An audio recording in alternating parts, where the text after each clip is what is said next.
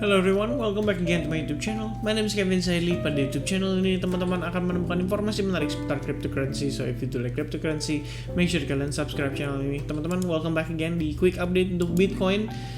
As I said before, quick update ya, karena memang kita semua sama-sama tahu, balik lagi menunggu sampai FOMC meeting ya, pada Kamis mendatang, lebih tepatnya pukul 1 pagi teman-teman. So stay safe buat yang masih aktif trading, make sure kalian maintain position kalian dengan risk management yang baik, jangan sampai over trade, jangan sampai over risk, dan tentu saja ya perketat money management lah ya. Nah, teman-teman, di update kali ini kita akan bahas kondisi terkini dari Bitcoin. Kita sama-sama lihat Bitcoin hari ini mengalami penurunan. So far turun sekitar 2,4% dari openingnya, dan kita kembali mendekati potensi trend line pada pergerakan di time frame daily.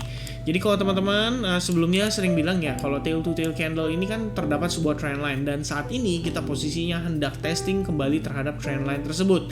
Dan rencana saya untuk melakukan DCA berikutnya adalah based on trend line yang ada pada time frame weekly, di mana kita melihat di weekly time frame sendiri kita membentuk semacam ascending channel. So next potential target akan berada pada kisaran area $35.000. Be patient teman-teman, belum tentu kita bisa ke sana, tapi belum tentu juga market bisa langsung rebound. Seperti yang saya sampaikan di video terakhir, kita sempat discuss soal potential of capitulation yang terjadi pada Bitcoin, which means kita perlu satu shocking movement daripada sellersnya sehingga menunjukkan seperti tampak hendak dibanting, dan eventually ketika semua orang mulai panic selling, disitulah whales mungkin memanfaatkan situasi. Jadi itu adalah satu consideration kita yang kita perlu perhatikan, dan itulah mengapa saya personally ada rencana untuk melakukan DCA tapi pada kisaran area $35.000. Well, at least itu rencana saya, tapi eksekusinya saya tidak based on location. Jadi saya pengen make sure ketika nanti marketnya dibanting, kita recovery-nya cepat. Itu aja dulu yang kita perhatikan teman-teman.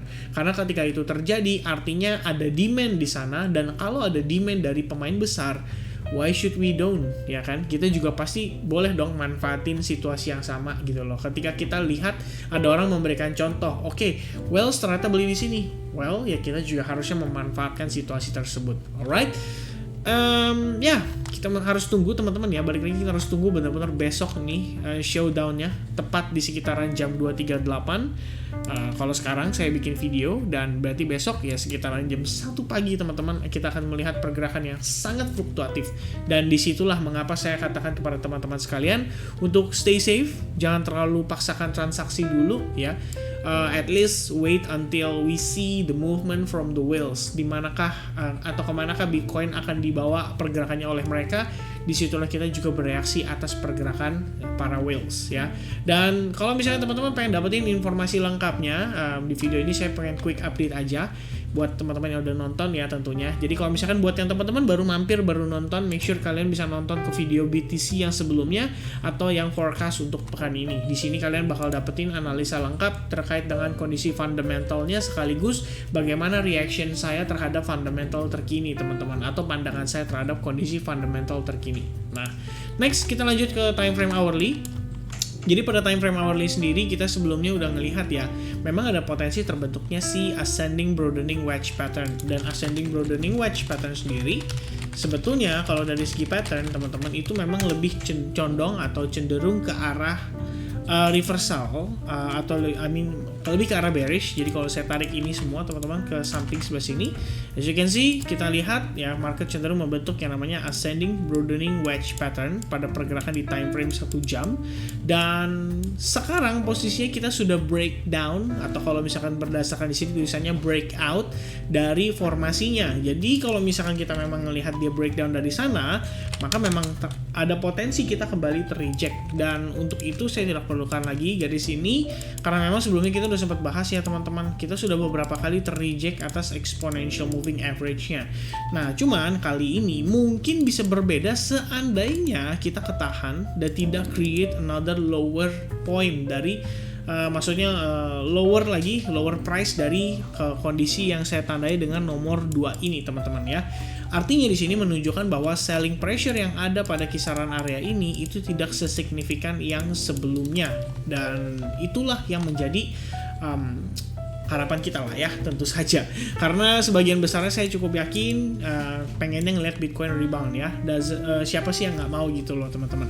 Cuma kalau misalnya kita lihat realitanya, kita lihat berdasarkan short term sendiri, ketika kita melihat memang ada potensi untuk turun, ya tetap kita akan inform anyway ke teman-teman supaya kita semua bisa lebih berwaspada atau lebih berhati-hati. Terutama yang pada active trading ya. Trading itu dalam artian teman-teman manfaatkan fluktuasi hariannya untuk mendapatkan profit secara singkat teman-teman. Nah, kalau misalkan untuk investment, ya sebaiknya kita nggak perlu pusing. Kita begitu lihat ada potensi di area support, ya manfaatin. Kita bisa langsung entry DCA, kita bisa langsung cicil beli, baik itu untuk Bitcoin atau mungkin untuk alts yang kalian sayangi dan kalian percaya bisa memberikan kalian profit yang luar biasa. Alright. Nah, next teman-teman. Sebenarnya penekanan saya pada video kali ini adalah lebih ke arah yang time frame hourly-nya saja. Balik lagi, kita masih under pressure dari sellersnya, kita juga masih ketahan pada exponential moving average-nya, terutama pada time frame 4 jam, dan berdasarkan time frame 1 jam sendiri, kita sudah lihat ya pembentukan tadi seperti lebih ke arah ascending broadening wedge pattern-nya yang tadi sempat kita bahas atau kita discuss sedikit teman-teman. Selain itu, yang cukup menarik adalah di time frame 15 menit. Jadi sebenarnya tadi saya sempat info juga melalui grup advance ya. Kalau teman-teman yang ada bergabung di grup advance pastinya udah tahu. Saya sempat inform bahwa kita ada terbentukan semacam terbentuk semacam symmetrical triangle pattern pada time frame 15 menit. Dan ini saya sampaikan bahwa kita sedang berada pada proses building order teman-teman. Karena by the time kita ngelihat dia breakdown ya either way antara dia breakout atau breakdown, akan ada decision yang akan diambil oleh market, dan tentu saja karena dia breakdown maka kecenderungannya kita melihat dia turun ya pada time frame 1 jam, maka potensi target terdekatnya itu akan berada pada kisaran range $36.700. Hopefully kita nggak ngelihat dia lebih rendah daripada kisaran level 37.300 atau lowest point pada kisaran tanggal 1 Mei lalu teman-teman ya. Kalau misalnya kita bisa ke rebound dari sana, oke, berarti kita sedikit banyak terkonfirmasi bahwa selling pressure sudah semakin melemah, terutama pada lower time frame, dan pada higher time frame sendiri kita berarti benar-benar ketahan pada kisaran support line atau trend line yang ada pada ascending channel yang kita gambarkan ini teman-teman. Alright, so I think itu aja teman-teman ya untuk update Bitcoin kali ini. Saya singkat, padat, dan jelas aja.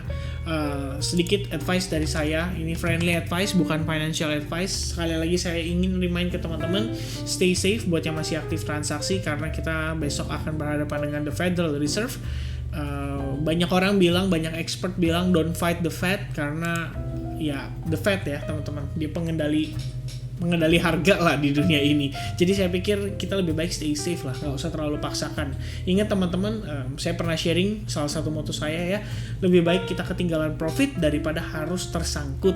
Nah itu aja pertimbangannya teman-teman. Kalau misalnya kita nggak entry, ya oke lah kita nggak kebagian cuan, tapi di saat yang sama teman-teman juga nggak perlu khawatir dan tidak perlu merasa rasa takut lah karena kehilangan sebagian aset teman-teman yang teman-teman pertaruhkan tentunya, atau teman-teman transaksikan tentunya. Alright, so thank you very much for watching this video till the end. Hopefully video ini bisa membantu dan bisa memberikan referensi kepada teman-teman sekalian. Jika teman-teman suka, make sure kalian leave me your likes button. Jangan lupa subscribe channel ini juga, dan sampai ketemu lagi di update berikutnya. God bless everyone. Have a nice day tomorrow. Cheers and bye-bye.